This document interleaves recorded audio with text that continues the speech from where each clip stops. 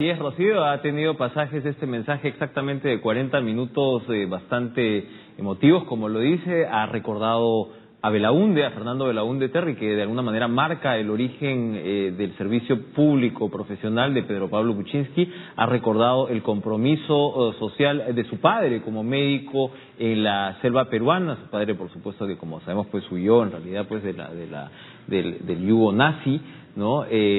En fin, ha sido un mensaje efectivamente con pasajes que han pinchado, ¿no? De alguna manera han tocado fibras emocionales.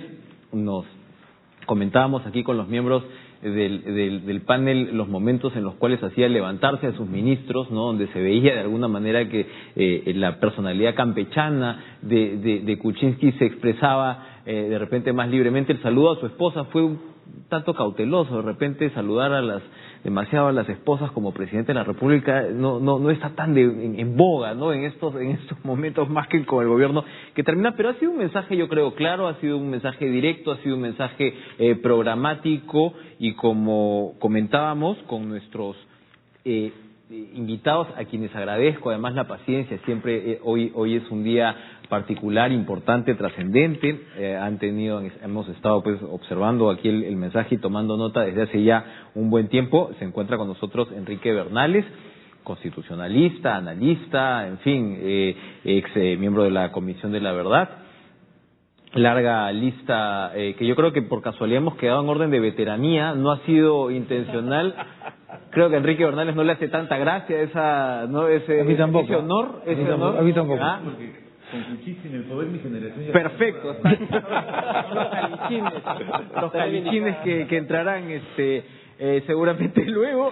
Se encuentra con nosotros Eugenio de Medina, analista también, Carlos Alza, director de la Escuela de Gobierno de la Pontificia Universidad Católica, Alejandro Godoy, también analista. Gracias por estar con nosotros hoy. Bueno, tenemos, yo creo, unos minutos antes de que comience este acto oficial y de ahí luego regresar con el saludo pues de los altos mandatarios.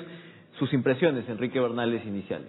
Bueno, mira, el discurso de Kuczynski me hizo acordar lo que nos decía mi maestro Jaime Cisneros: si quieres que el oyente te entienda, habla corto, breve y directo, y entonces el mensaje llegará. Yo creo que la estructura del mensaje de Kuczynski ha sido en ese sentido muy bien estructurado. La gente le ha entendido todo lo que ha dicho, y lo ha dicho muy distendido y transmitiendo mucha simpatía, mucho afecto. Superando incluso sus propias limitaciones retóricas, ¿no? Dándole la vuelta probablemente. Consciente, ¿no? Que no necesita la retórica para ser entendido. Yo realmente me siento muy satisfecho con este mensaje. Muy bien. Eugenio de Medina. Yo creo que sí. Impresiones. Un mensaje bueno, un mensaje que ha tocado fibras, como tú dices. Me parece que también es un mensaje que de alguna manera está dando pauta de cuál va a ser el estilo de Pedro Pablo Kuczynski, en el sentido de él fijar líneas grandes, ¿no es cierto?, sin aburrir con la retórica, y más bien dejando a su primer ministro que sea el que gobierne a sus ministros también. Y perdón, hago ahí te hago una interrupción. Esta suerte de presidente o de modelo de presidente que se dice pues que tiene que microcontrolar y que de alguna manera el presidente quiere proyectar esa idea. Kuczynski claramente va a ir hacia otro lado, eso, ¿no? O sea, no decir yo estoy encima absolutamente de cada una de estas cosas. A eso quiero llegar. Creo que el lenguaje de los gestos a mí me revela que él está queriendo inaugurar una nueva forma de gobernar, ¿no es cierto? Incluso él llamando a que los ministros se pongan de pie, que nos produjo cierta hilaridad, es una forma, exacto, es una manera de decir, ellos son los protagonistas y con ellos se entiendan. Trágate, ¿no? Ese 1% de... Fue bastante directo, ¿no es cierto? Entonces yo creo que estamos ante un nuevo estilo de gobierno. En lo personal, yo no celebro demasiado que los presidentes se ensucien los zapatos. Me parece que más bien los presidentes tienen que abrir puertas afuera. Creo que tiene muchas ventajas competitivas Kuczynski para hacerlo, y creo que es una buena forma que hay que ir leyéndolo obviamente en el transcurso de los minutos. Una clara distinción entre jefe de Estado y jefe de gobierno, ¿eh? Así es, de acuerdo, ¿no? Así es, con la República, ¿no? Tal cual. Carlos, además de tus impresiones, otro de los temas que nos ha llamado la atención y que yo creo que es lo que mueve un poquito es cómo Kuczynski se está vacilando, cómo se está divirtiendo, que al final un trabajo como el de presidente también requiere una dosis de diversión en términos de compromiso. Hay quien no le gusta mucho el sentido del humor de Kuczynski, que le parece pues un poco, no, cuando se requieren pues reformas más serias, pero en realidad desde que ha ganado las elecciones el hombre se está vacilando y ahora mismo lo ha seguido haciendo. ¿le puede servir todavía este estilo? Es un estilo sobre todo inaugural probablemente, ¿no? Sí, yo tengo la impresión de que una persona que ha trabajado su vida para ser presidente, porque ese ha sido el gran sueño de Kuczynski, lo pone hoy día en una situación de enorme felicidad y eso es muy evidente. Está moviéndose, casi corriendo, muy vital. Pero eso también creo que implica un mensaje claro físicamente de su capacidad para gobernar, porque creo que mucha gente dice, bueno, es una persona muy mayor, que tiene mucha edad, que tiene poca, de repente, fortaleza para seguir. Y lo otro es muy importante, y es que esa vitalidad ayuda a hacer un mensaje que ya no sea técnico, sino que además le lanza un sueño, ¿no? Y creo que es muy importante pensar... Y de ruptura de diferencias, ¿no? En varios momentos, yo creo que ahí ha habido también una estrategia política de decir, oye, de ir desarmando a una oposición que no lo ha aplaudido casi nada en todo el mensaje, ¿no? Lo dice muy por ese lado. Y dice muy expresamente, ¿no? Hay cosas que mi primer ministro, el presidente del Consejo de Ministros va a decir cuando venga al Parlamento a mostrar la política general de gobierno. Pero yo voy a dar un mensaje que incluye, que convoca, que le habla a la gente. Yo creo que eso es muy importante porque entonces se convierte en un presidente que lidera y que creo es lo que hemos estado, requiriendo, exigiendo de un líder, de un estratega en el país. Y lo hace además con un lenguaje inclusivo, una mención expresa a minorías. Eso es muy importante porque lidera un país. Alejandro, nos quedamos contigo. ¿Cuáles han sido para ti las impresiones principales, las que han diferenciado este mensaje, si así cabe? Para mí son importantes dos cosas. Una ya la mencionaba el doctor Bernales, ¿no? El tema del estilo. El tema del estilo, un estilo sencillo y que es una cosa impresionante para alguien que no es técnico, ¿no? Para alguien que más bien es una persona que es un tecnócrata, que es una persona que viene de ese mundo, que habla en un lenguaje tan sencillo, resulta ser un gesto importante ante el ciudadano. Es decir, yo soy el presidente, yo soy un servidor y por tanto yo no quiero dar un mensaje complicado para que tú, ciudadano, no entiendas nada de lo que estoy diciendo. No voy a hacer una enumeración de lo que voy a hacer, sino que voy a dar una visión de país. Y eso es importante porque lo que rescata ahí Kuczynski es el sentido constitucional del primer mensaje, ¿no? Que es, yo no estoy haciendo un recuento o como... No vengo a rendir cuentas, no, vengo a dar esperanza. Lo dijo expresamente, ¿no? Y además, claro, evita caer en esa lista de lavandería que hemos tenido en otros mensajes de inicio de mandato donde teníamos una serie de ofrecimientos.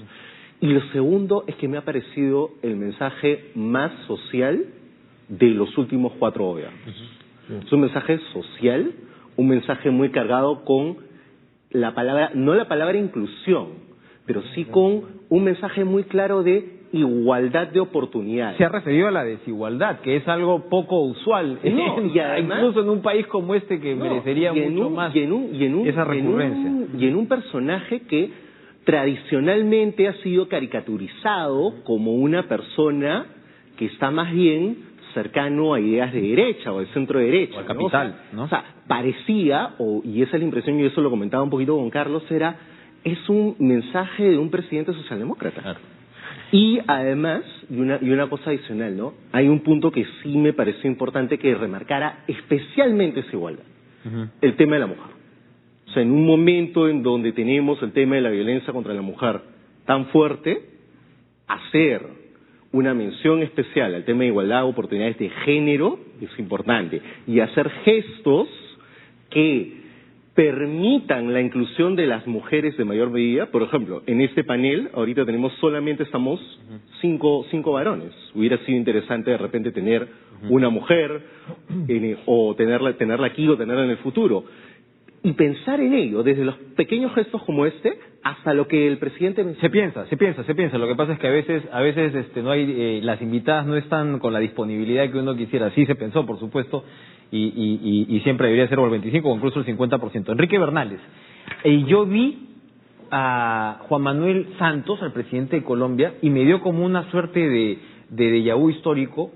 Yo viví en Colombia, comentario personal me lo permitirán, y cuando llegué a Colombia a estudiar, en fin, por circunstancias familiares y qué sé yo, Juan Manuel Santos era visto como una especie de excentricidad de la política. Era pues una suerte de niño terrible, de una familia privilegiada, ¿no? Que quería ser presidente. ¿Quién iba a pensar que Juan Manuel Santos iba a ser el presidente de Colombia 20 años después. ¿Quién iba a pensar que Pedro Pablo Kuczynski iba a ser el presidente del Perú? Y eso tiene que ver con, digamos, el peso histórico del personaje, que a veces, como Alejandro decía, bueno, caricaturizado, se olvida uno muchas veces de la trayectoria pública y política de este señor, que seguramente le va a servir además para navegar aguas complejas políticas, y yo creo que ya lo está abordando. Este estilo de que no parece muy bien lo que sabe lo que hace, sabe perfectamente lo que está haciendo. En su relación con este Congreso, que no lo ha aplaudido en su mayoría, que ha sido bastante parco, ¿no?, en su reacción, ¿cómo cree usted que se va a desarrollar, Kuczynski? Bueno, yo creo que él revisa la historia más de lo que uno piensa. Por supuesto.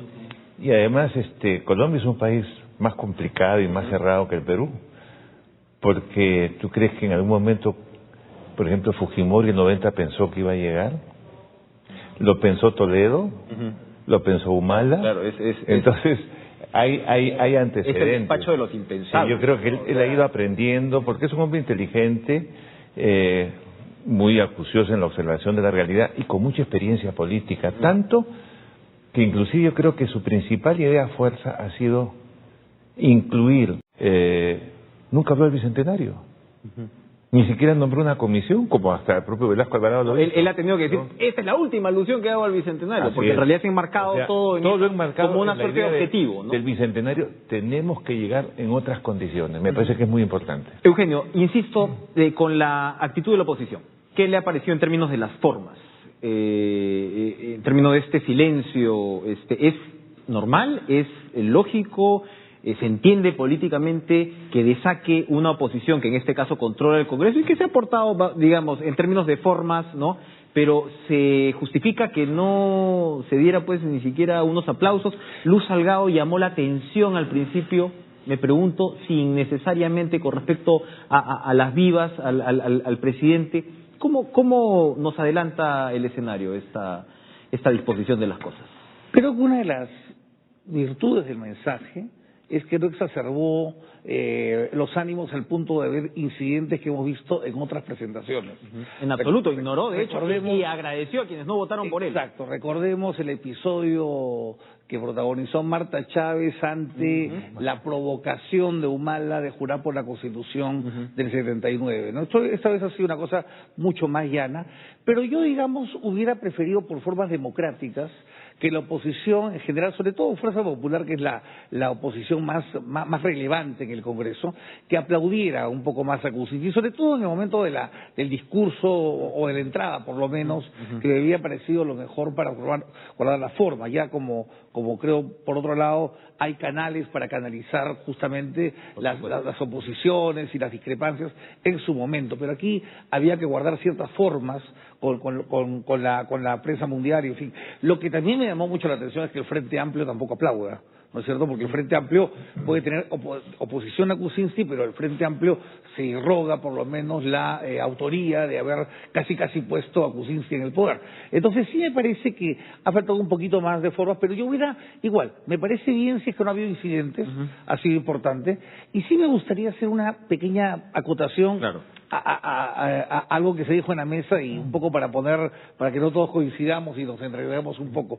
Yo no he visto un presidente socialdemócrata dando un discurso, ¿no es cierto? Yo creo que hemos visto... ¿Cuál fue el mensaje? Yo creo que no, lo que no hemos visto es un presidente conservador de derecha, pero sí hemos visto un presidente liberal de derecha, ¿no? Porque yo creo que hay una estigmatización de pensar que toda la derecha simplemente busca el bienestar de los empresarios. O sea, ahí tenemos derechas modernas en Europa, y Enrique no me va a dejar mentir, que están igualmente interesadas en que no existan desigualdades, en que la gente tenga más acceso a las oportunidades, porque entre otras cosas, el mundo moderno exige que como pilares de la competitividad estén la educación y la salud, por ejemplo. Hoy en día el World Economic Forum un lugar que no es posible de calificar de socialdemócrata ni de izquierda, está promoviendo como pilares de la competitividad el respeto a las instituciones, la no corrupción, la educación básica, la salud, la infraestructura. Como tareas de Estado, ¿no? Es un manual de Estado un poquito. No es ideológico. Entonces yo creo que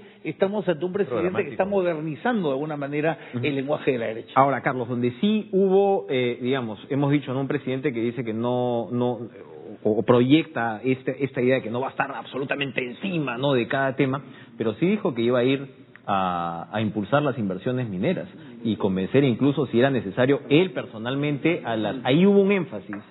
Ahí hubo un énfasis de presidencialismo notable, en todo caso, que de repente combina bien con lo que está diciendo Eugenio, además. Y quizá también eso evidencia, la propuesta además histórica, ¿no?, de la derecha en el Perú de promover inversiones y especialmente de ir por el lado del extractivismo, pero creo que el mensaje de ir directamente a las comunidades, incluso personalmente, allí donde sea necesario, porque hay que cuidar que el presidente no se desgaste en una serie de procesos que son importantes y deben ser estatalmente asumidos, como la consulta previa. No ha habido una mención expresa, pero creo que esta idea de dialogar con los ciudadanos y las comunidades da un mensaje de que por ahí es el proceso, por ahí es la puerta que se espera. No he mencionado pueblos indígenas expresamente en el discurso, pero creo que al hablar de minorías, al hablar de comunidades, que no se va a imponer, manera, ¿no?, ha hablado de cultura milenaria, pero sí me parece que en los hechos los conoceréis, dice, ¿no? Y creo que allí es donde vamos a ver cómo se manejan estos dilemas que se presentan siempre ante el gobernante, que quiere promover inversión, pero que tiene que respetar, ojo,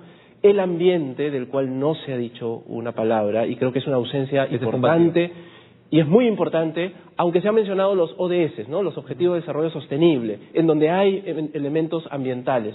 Pero en el momento de los dilemas, cuando hay que elegir y hay que optar, creo que es allí donde vamos a conocer si efectivamente la palabra incluso solidaridad que ha aparecido en el discurso. Un presidente de derecha no se hubiera atrevido, porque además ya sabemos que desde los 90 hemos querido eliminar la palabra solidaridad del discurso político, se ha atrevido a mencionarlo, ¿no? Lo ha mencionado en algún momento. Ahora, pero ahí hay toda una discusión, porque claro, puedes hablar de desigualdad, puedes hablar de solidaridad, pero al mismo tiempo la reducción tributaria va, digamos, en contra de la línea clásica de lo que sería solidaridad y desigualdad en un trabajo de Estado. Es decir, se abren una serie de debates, son apuestas que Kuczynski está asumiendo, ¿no? Y es interesante porque entonces nuevamente yo creo que nos aleja de un presidente de derecha que sea una derecha conservadora, dogmática, y creo que coloca bien los temas sociales allí donde deben aparecer y coloca también al Estado en una posición de alguien que debe establecer esa dinámica de balance entre lo que pueden ser el respeto de los derechos humanos, que lo ha expresamente mencionado. A mí me parece eso muy importante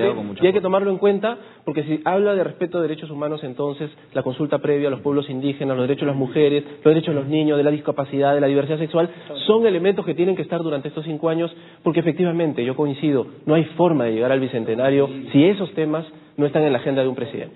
Bueno, silencio, por supuesto, con el tema del LGTB, ¿no? Que claro, que es de repente, ¿no? Claro, pero dijo ¿no? Está dentro de esa línea, pero seguramente habría congresistas a quienes les hubiera divertido menos, ¿no? Sí, eso se con minorías. Alejandro, se refirió a propuestas simples y sensatas y se refirió a Luz Salgado, como diciendo, haciendo la antesala de lo que va a ser el pedido de facultades. Con este debut, digamos, parlamentario en relación presidente-legislativo, ¿observas tú que van a pasar, como diría, a decir de un tenor, por un tubo esas facultades o no tanto? Mira, yo creo que Kuczynski podría estar jugando 2 escenarios, y se lo comentaba un poquito a Eugenio mientras escuchábamos el mensaje, ¿no? Que era, uno, ir con la delegación de facultades tal cual. Y la segunda, como pasó en el gobierno de Toledo con Dañino, voy con mis proyectos de ley y hago cuestión de confianza sobre mis proyectos de ley y todos los aprueban. Ahí mismo. Entonces, él puede jugar esas 2 cartas. Y él puede ahí dejar sentado el compromiso de la oposición, sobre todo el fujimorismo, que es la bancada mayoritaria, en ver si está de acuerdo con esos compromisos. Por ejemplo, extrañó, y lo comentaban algunos usuarios en redes sociales, que el fujimorismo no aplaudiera en la parte de corrupción. ¿no? Eso es importante señalarlo. Si algo quiere hacer el fujimorismo para tratar de ser gobierno en 5 años, es precisamente quitarse cualquier estigma vinculado a la corrupción. Entonces, si ellos no van a apoyar ese tipo de materias, entonces creo yo que básicamente están labrando la derrota del 2021. Tiene que hacer un esfuerzo por dibujar su identidad del fujimorismo. Todavía no, seguramente ya viendo la presidencia prácticamente ganada, todavía no se dibuja completamente lo que va a ser la yo creo que la reacción del fujimorismo ahora, Enrique, es muy hacia adentro. Yo creo que no están pensando en el juego con Kuczynski ni con el Frente Amplio. Yo creo que están pensando mucho en perdimos en la última semana, tenemos a un partido del cual no sabemos si los 73 llegan o no a los 5 años, donde hay un liderazgo claro, pero que ya tiene 2 derrotas electorales. Entonces, hay todavía cierta cuestión de procesamiento de derrota que en el fujimorismo no está quedando muy clara, y creo que la ausencia de gestos democráticos, como lo mencionaba Eugenio, es parte de ello. Muy bien. Enrique, a mí me comenzaba a inquietar un poco en términos de reflejos periodísticos, porque uno sabe también cómo la prensa en general va a reaccionar, que el tema de seguridad entrara casi ya como en la segunda mitad, ¿no? O sea, de repente ha sido pues un énfasis de consecución de derechos el que ha tenido Kuczynski, no de perfeccionamiento de los servicios del Estado, y de repente este clamor, se supone, clamor ciudadano con respecto al tema de seguridad, no tuvo el protagonismo en el orden, ¿no?, que se esperaba, y incluso en el peso del discurso. ¿Qué le pareció a usted? ¿Fue adecuado por ese? A ver, no lo ignoró, pero creo que fue hábil no plantearlo como primer objetivo. Porque se pone la soga al cuello. Es el más difícil de lograr. ¿No? Es muy difícil, eso va a implicar un proceso con niveles de organización, de participación, ¿no? Entonces, lo ha incluido, sí, pero decirle a la gente, mira, dentro de 30 días no va a haber un solo delincuente en las calles, es muy complicado, ¿no es cierto? Hay un tema de ajuste de expectativas. No, es que mira, reformar la policía no va a ser fácil, ¿no es cierto? Mejorar el funcionamiento del Ministerio Público tampoco. Establecer un mecanismo de inteligencia que no resienta a los militares que creen que son los que tienen la exclusividad de su inteligencia, igualmente va a ser sumamente difícil. Lograr la colaboración de municipios, de regiones, de la población, que sí sabe quién es quién en cada sitio, porque los delincuentes en algún sitio duermen, en algún sitio compran medicinas. Fue como se combatió y se logró justamente la captura de Abimael Guzmán. Entonces, todo eso, que tú lo incluyas en tu discurso es realmente meterte en un asunto muy complicado, de manera que no podía estar ausente del discurso, pero creo que ha sido hábil plantear como primera cuestión los asuntos de satisfacción de necesidades sociales, que es lo que él ha hecho, ¿no?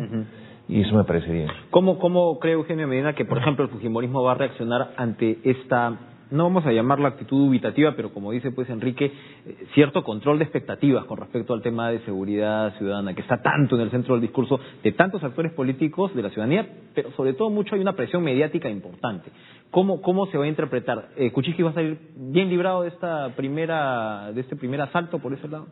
Yo lo que tengo el temor es que en el caso particular de la relación entre Pedro Pablo Kuczynski y la bancada fujimorista en el tema seguridad, esté el factor del ministro, ¿no es cierto?, Carlos Basombrío, que yo públicamente he dicho que creo que hay que darle un espacio para que él pueda trabajar y ver qué es lo que hace para no cuestionarlo por prejuicio, que me parece que no es la manera adecuada de hacer una crítica, pero hay mucha sangre en el ojo en el fujimorismo respecto particularmente a Carlos Basombrío por las críticas que él formuló durante la campaña directamente descalificando moralmente a la candidatura naranja, ¿no? Un tuit bien bonito. Pero más otra cosa, ¿no? Pero yo creo que, bueno, digamos, hay una cosa de campaña, otra cosa de ejecutor, en fin, pero yo creo que pueden haber ahí algunas cosas que se quieren cobrar algunas cuentas que en realidad no debieran cobrarse porque estamos hablando de un sector muy complejo, como dice don Enrique Bernales, y donde hay muchos intereses creados sin duda alguna. Pero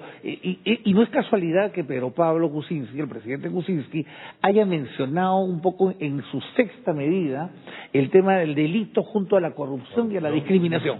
Él dice, pero lo ha metido en un bolsón, claro, ¿no? O sea, no quiere un país ni con discriminación al 2021, ni con delito, ni con corrupción, ¿no? Lo cual él deja un poco tirando la pelota a sus ministros a ver cómo operativizamos eso. Yo, honestamente, no sé si le piensa lo contrario en la mesa, pero no creo que el presidente tenga en este minuto una idea clara de cómo resolver esos tres grandes temas que son transversales a muchas décadas en el Perú y que no se han resuelto ni con gobiernos autoritarios, ¿no? que tenían mucho apoyo. Parte de la delincuencia está alimentado por el narcotráfico. Por supuesto. No fue mencionado. No fue mencionado. No puede ser, tiene vinculaciones con el terrorismo, incluso podría tener vinculaciones con el terrorismo internacional, dado el proceso que está ocurriendo en Colombia, muchas variables que están. Hay muchas variables. Otra ausencia es la del narcotráfico, Carlos, y además una conexión que se hace con el tema de inseguridad es la reforma del Ministerio Público y la reforma del Poder Judicial. Incluso, ¿no?, ha hablado de la situación penitenciaria, ¿no?, pero además ha dicho, y vamos a entregar a estos delincuentes al Poder Judicial reformado. ¿No? Sí. Sabemos qué difícil es esa, ¿no? Esas aguas son bastante pantanosas porque la autonomía del Poder Judicial en muchos casos ha servido para, digamos, cierta inercia de las reformas.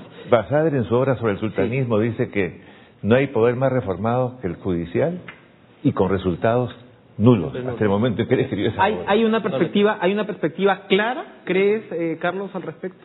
Yo, de parte del gobierno me refiero. Pienso que en varios temas hay cosas que están por construirse, porque hemos vivido además muchos años, muchísimos años, de una ausencia de estrategia clara, por ejemplo, en seguridad ciudadana. Creo que ahí la gran ausencia no ha sido, ya en los últimos años, ni siquiera de voluntad política, sino en realidad de falta de visión estratégica, una mirada estratégica sobre qué hay que hacer, ¿no?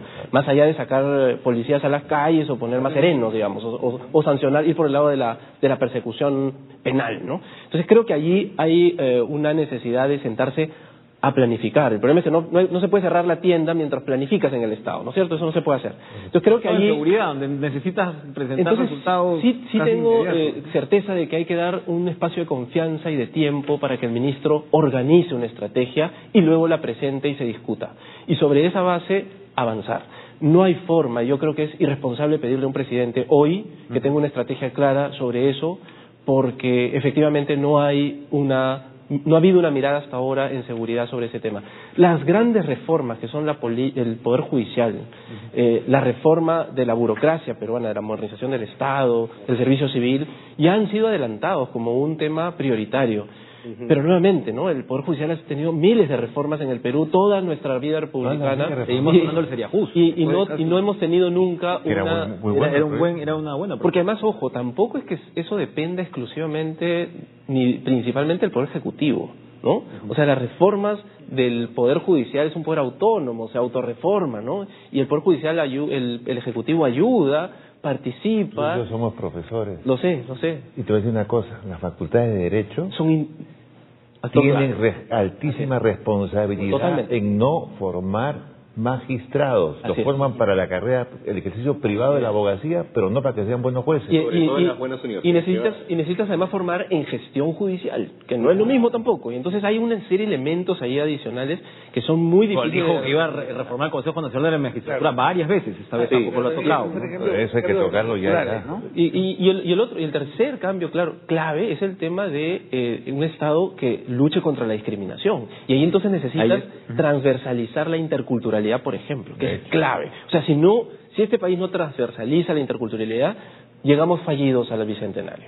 Si no logramos que temas como los que ha mencionado, el arte, la música, la educación, sean reformas de continuidad y de Estado, es un llamado importantísimo que ha hecho el presidente. Pero es esta suerte de sentimientos encontrados que uno tiene en fechas como esta, porque veíamos todo otra vez, el peso de la historia, lo que es finalmente no una transferencia de mandos. Ahora que hablas de discriminación, de interculturalidad, hablabas, Alejandro, del tema de derechos humanos, por supuesto, el tema de la mujer, ¿no?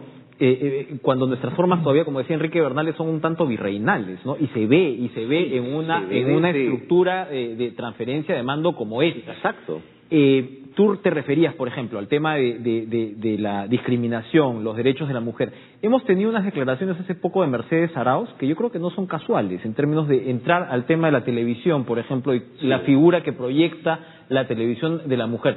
Nadie podrá decir que Mecha Arauz sea muy intervencionista, ¿no? No creo, ¿no? Al contrario. ¿No? Entonces, ¿tú crees que este discurso puede abrir un debate, que sobre todo son debates que se tienen que librar de repente en la primera parte de un gobierno, ¿no? Donde cuando un gobierno tiene cierto oxígeno político para poder de repente realizar reformas legislativas, estamos hablando de, como decía Carlos, temas transversales, temas bastante complejos. Y ahí como mencionaba Carlos el tema de la interculturalidad, y claro, hay que recordar que dentro del Ministerio de Interculturalidad está el tema de discriminación, racismo.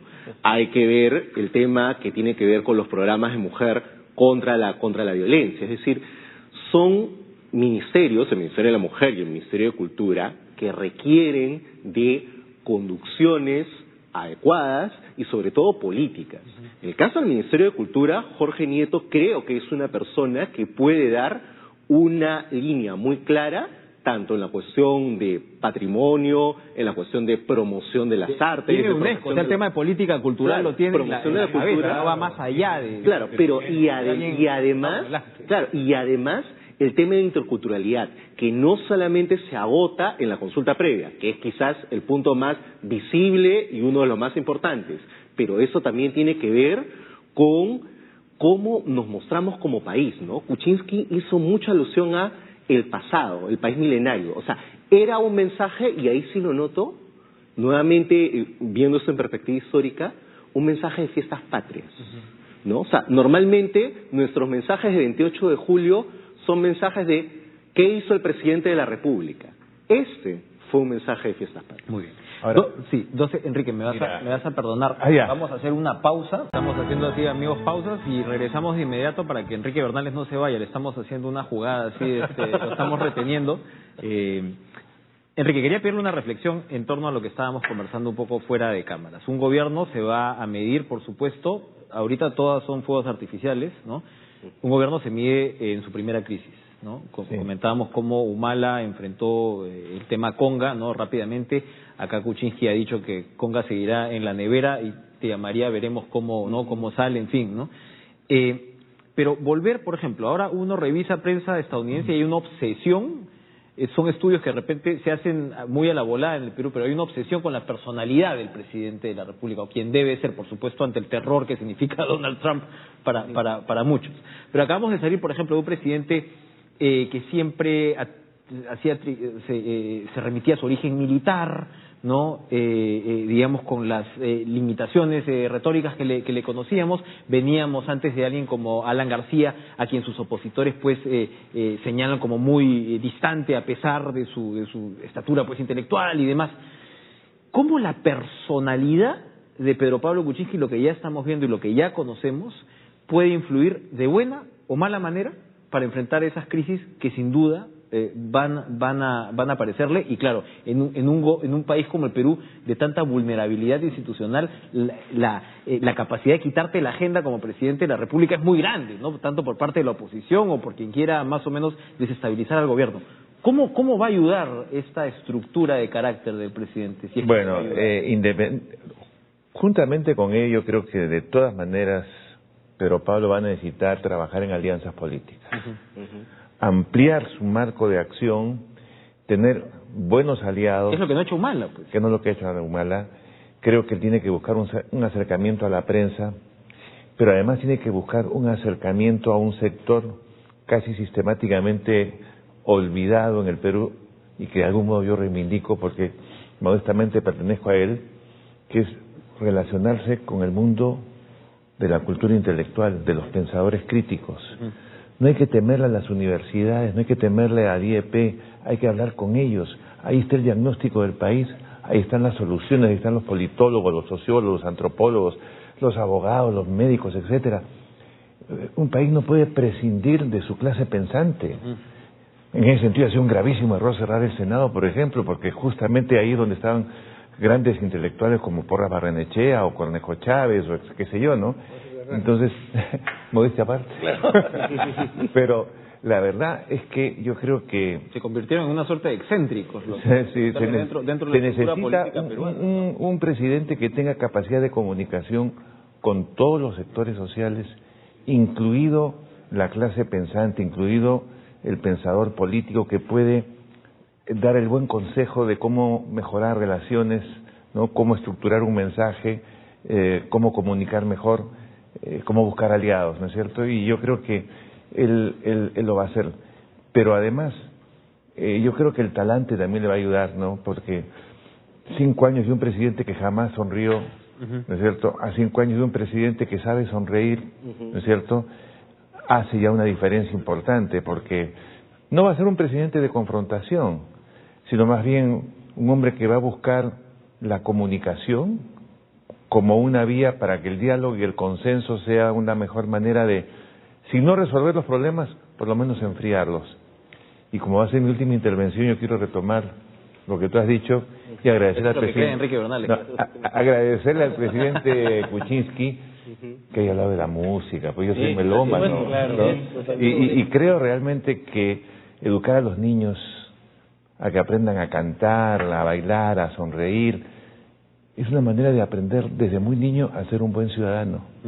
Y yo creo que eso va a ser también algo que nos va a ayudar mucho. Hizo una mención particular cuando uno siempre llama la atención entrar a la sala de un presidente y ver lo primero que ve son las partituras de Mozart, ¿no? Algo bueno, por algo bueno estamos, ¿no? Así es, ¿no? Algo Así es, bueno ¿no? se está construyendo por ahí. Supuesto. ¿Qué piensa usted de Medina sobre lo que va a ser el manejo de crisis de un gobierno como el de Kuczynski? Yo me refería al tema de la personalidad, no sencillamente por el tema del carácter que Enrique Bernal lo ha descrito, sino también precisamente porque una personalidad conflictiva o con poco entrenamiento político precisamente lo que hace es cortar las posibilidades de hacer alianzas.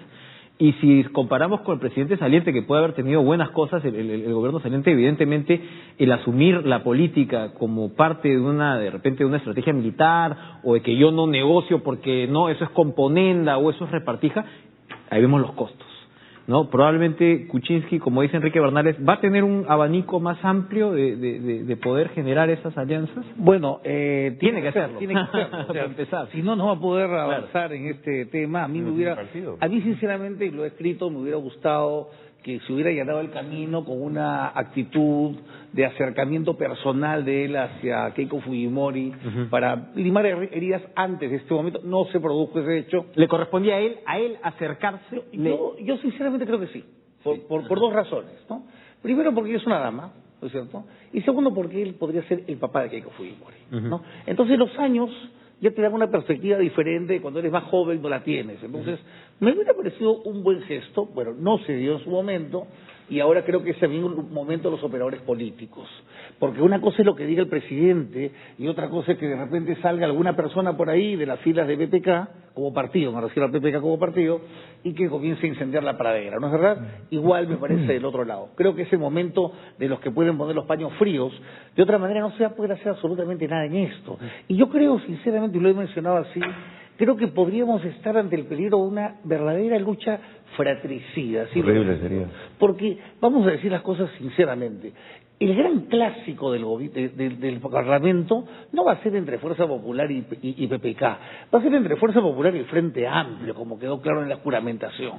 Y yo creo que Frente Amplio, Fuerza Popular no tendría que terminar haciendo el trabajo al Frente Amplio para torpedear a Kuczynski, porque las políticas de Kuczynski, por más de que sea un amplio abanico el que ha abierto el presidente, van a estar más del lado de lo que defiende el fujimorismo que de lo que defiende el Frente Amplio. Eso se va a ver al primer conflicto que haya y donde haya que decidir si sacrificamos una inversión de $5.000 millones o seguimos algunos temas de inclusión y demás, que son las decisiones a las que se va a enfrentar él. Y que cuando se enfrentó el presidente anterior no lo supo manejar y vapuleó su gobierno desde el primer round. Entonces, en aras de buscar esa estabilidad, creo que el presidente tiene que buscar tender los puentes necesarios y manejar la crisis de una manera serena. Carlos, dos reflexiones. Está muy entretenido ahora con Santos, ¿eh?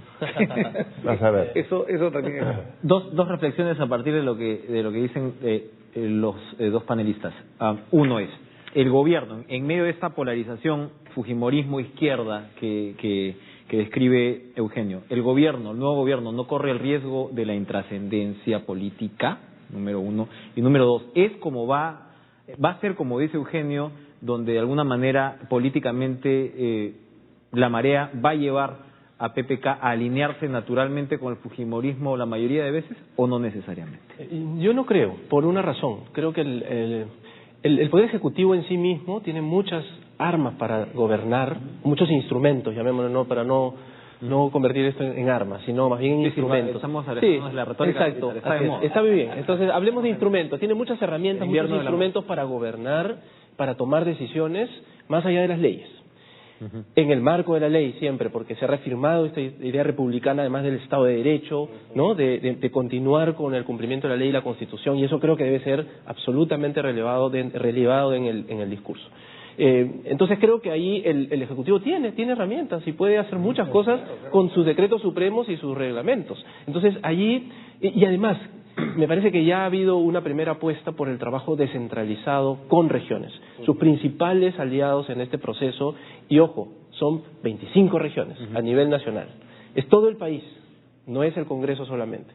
Y eso a mí me parece que es una herramienta nuevamente de negociación, de articulación y de trabajo que le puede dar una legitimidad que incluso lo sobreponga o lo ponga por encima del propio Congreso en términos de legitimidad. Ojo que además es un Congreso que tiene una legitimidad muy baja, que tiene el reconocimiento por parte de la población como un Congreso que tiene sus enormes debilidades, o sea, su popularidad es muy baja. Entonces, 12%. Sí, y entonces el Ejecutivo allí tiene capacidad de negociación y tiene un MEF que además acuerda con las regiones y con los gobiernos locales su infraestructura. Y no es casual que el primer vicepresidente sea el ministro de Transportes y Comunicaciones, ahí donde están las inversiones, de infraestructura. Entonces, creo que hay un inteligente proceso de organización del Estado, en donde más bien el fujimorismo tiene que ser tan inteligente como el gobierno para alinearse, hacer su labor de fiscalización y de representación y de legislación, pero teniendo claro que si lo hace mal, quien va a perder no es el Ejecutivo, es el propio Parlamento y especialmente una bancada que tiene en sus manos la posibilidad de hoy día no ser un ente que entorpezca la labor de desarrollo y de llegar a ese bicentenario como debe.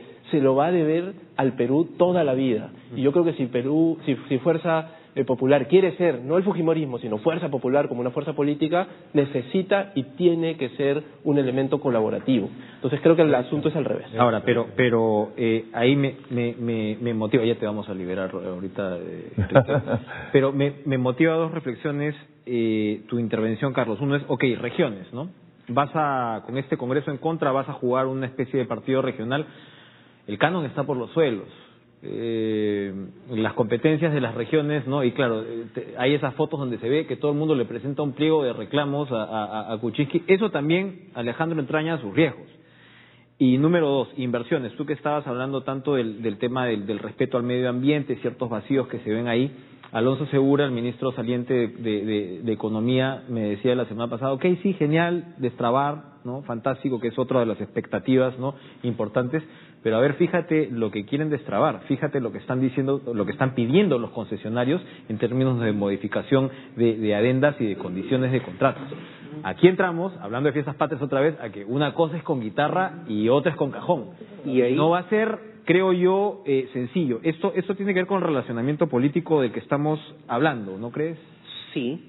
Lo que tiene que jugar hay tres... Es decir, a lo que voy, es tan grande la cancha de las regiones, es tan grande la cancha de las inversiones como para poder debilitar a la oposición política a la larga, ¿es tan amplia o no es tanto? Es que son tres canchas distintas, ¿no? O sea, una cosa es el Congreso, donde yo creo que Peruanos por el Cambio lo que ha hecho es, en medio de esa confrontación entre el fujimorismo y el Frente Amplio, yo me pongo de costado.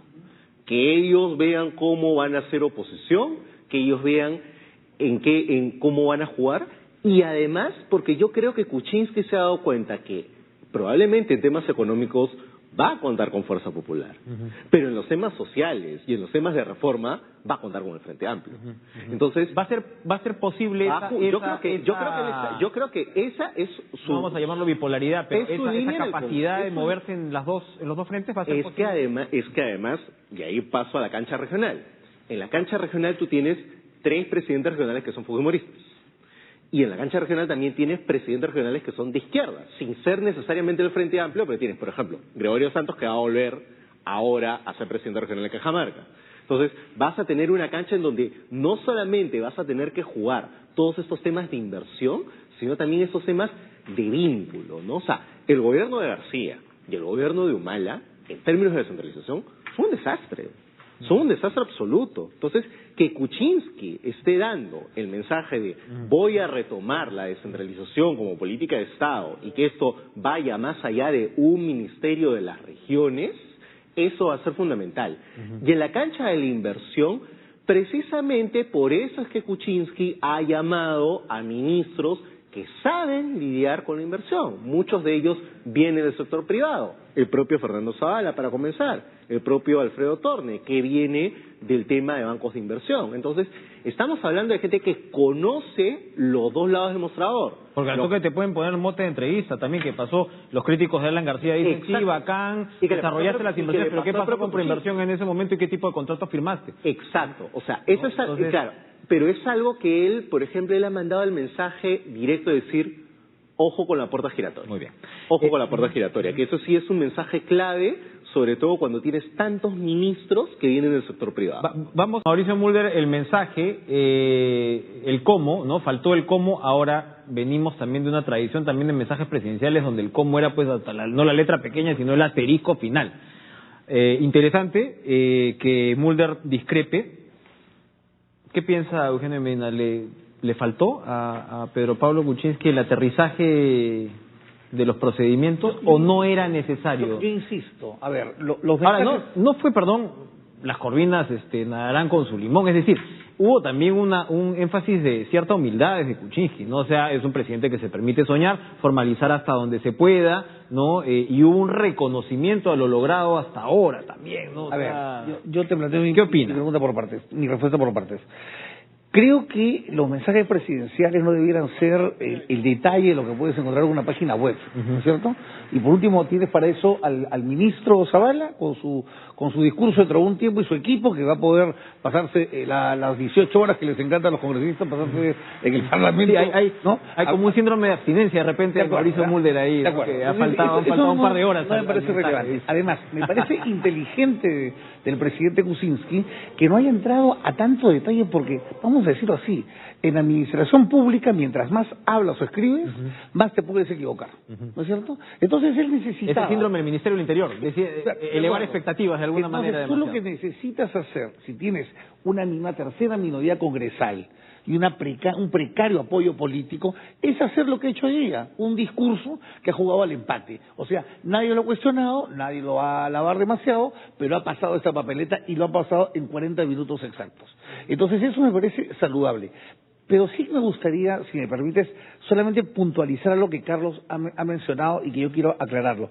Yo no estoy diciendo que el señor Kuczynski debiera adecuarse y alinearse a los mandatos de la mayoría congresal. Eso no he dicho, porque él ha ganado el Ejecutivo.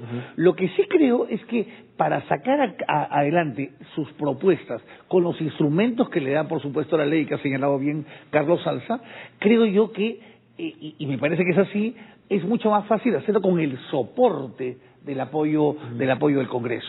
Y yo creo también, como también hemos dicho acá, que hay algunas cosas que va a poder plantear el presidente que el fujimorismo no va a poder decirle que no, ¿no es cierto? Y que más bien, por eso insisto, existe una cancha común que tanto los militantes de uno u otro partido como los votantes de ambas agrupaciones comparten. Por tanto, no creo que sea un tema tan dramático de que pudieran haber esos alineamientos entre ambos que van a crecer más que todo de manera espontánea. Solo sumar algo Sí, importante, Carlos, sí. y es que creo que no hay que perder de vista que ambas fuerzas son democráticamente elegidas.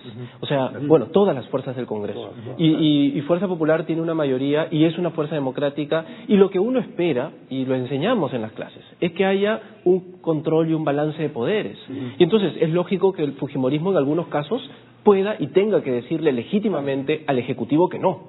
Y el Ejecutivo tendrá que aceptar que estos son los congresistas del 1 al 130 representantes de la nación. Y por lo tanto, le ponen límites. Hablaba... Y el Ejecutivo también podrá hacer lo mismo, podrá en algún momento decirle al Congreso, bueno, esto es lo que yo creo que tengo y debo hacer, y esta es mi solicitud, y legítimamente puede pedirla, y yo creo que el Congreso tiene la responsabilidad, ya no la facultad, sino la responsabilidad de ayudar y colaborar con el Ejecutivo. Y hubo con respecto a esto, Carlos, algo que me pareció interesante y que no quería dejar de comentar, que algo lo enunciaba con Eugenio. ¿Cómo arranca Kuczynski en este tono de es mucho lo que se ha logrado, estamos llegando a un bicentenario con avances impensables hasta hace pocos años, ¿no? Yo creo que eso es importante, no solamente la alusión a Belaúnde, en fin, que para él tiene, digamos, connotaciones personales o resonancias personales, sino que aquí no hay complejo de Adán.